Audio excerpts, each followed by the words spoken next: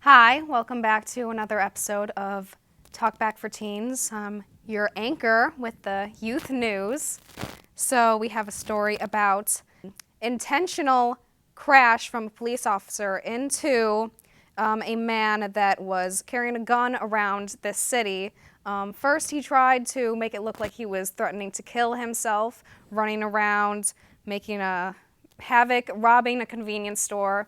And then this police officer comes right up in his car and crashes right into this man. He drove at high speed into this man and crashed him right against a wall, and very, very big injuries, and again, intentional. So this police officer thought that it was okay to just ram right into this man for who knows why. And the thing is that this officer, Michael Repajeko, I don't know if I'm saying that name right, but he only got a few days off for pension, administrative leave, only 2 days off, and then he got to come right back and resume his work.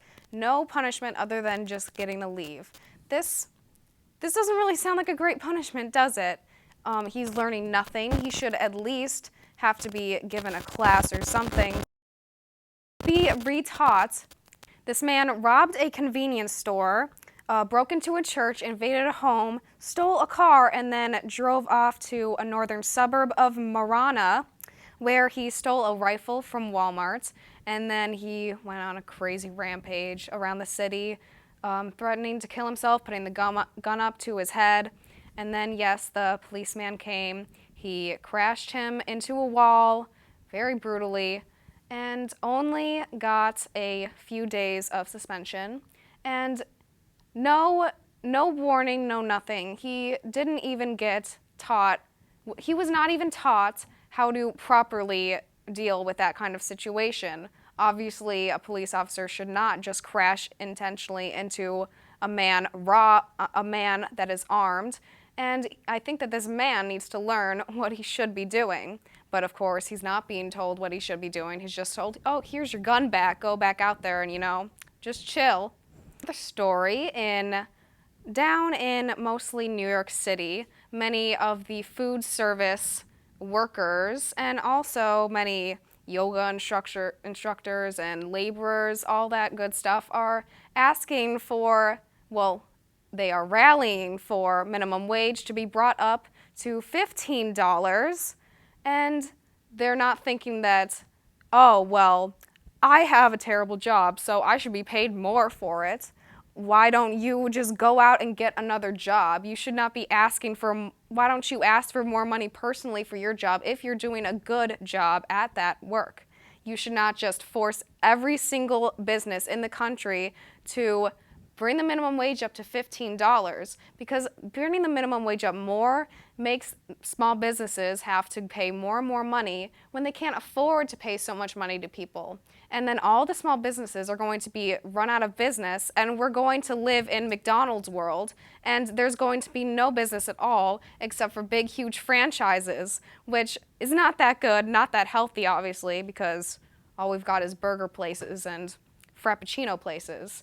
So what happened to the free market? What happened to everybody could make a business, anybody could sell something? Where obviously many of these people, not just the government, but workers too, are very, very keen on having big businesses rule our country. They're not very keen on small business, but when small business is what keeps this country together. Why don't these workers just try being good at their job? Why don't they ask for a raise if they need a raise so much? Everyone's saying, all these people are saying, oh, I can't make a living off of this much money. Well, then earn some skills and find another job.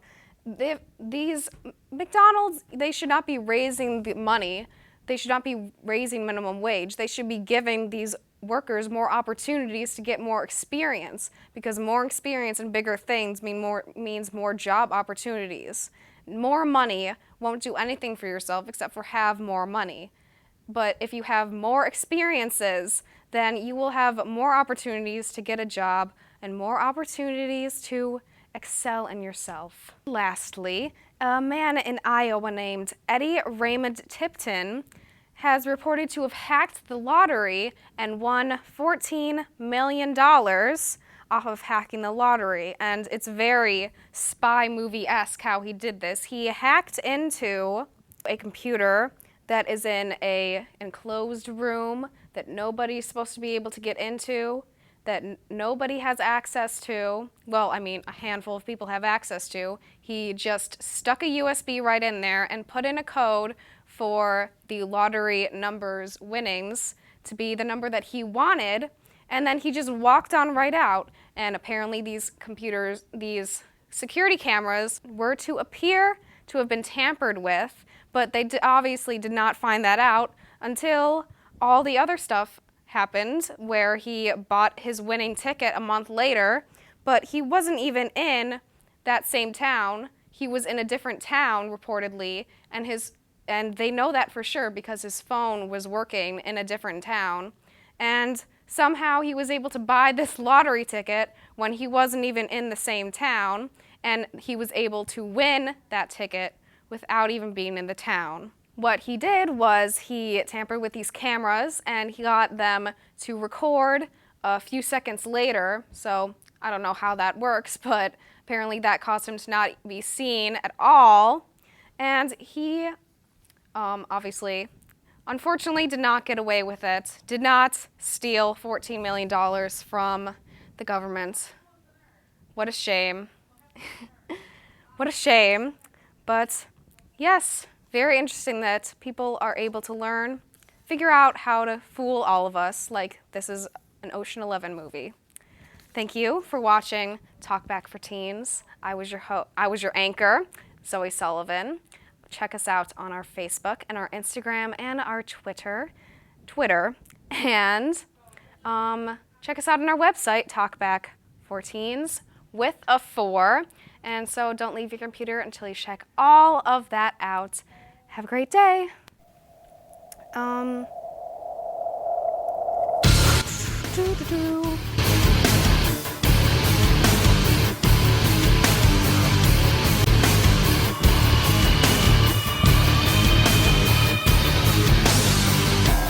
warten auf das Licht. Fürchtet euch nicht. And they're not very keen on what the founding fathers wanted was for, well, no, scratch that. I don't want that in there. Sie wird heute Nacht nicht untergehen und die Welt zählt laut bis 10.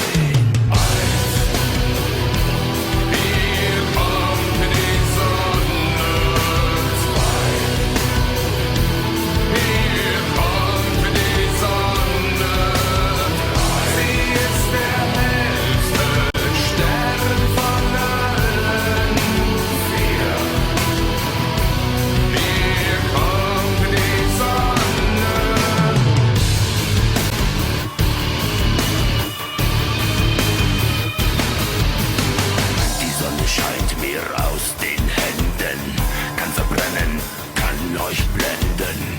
Wenn sie aus den Fäusten bricht, legt sich Eis auf das Gesicht. Sie wird heute Nacht nicht untergehen und die Welt zählt laut bis 10.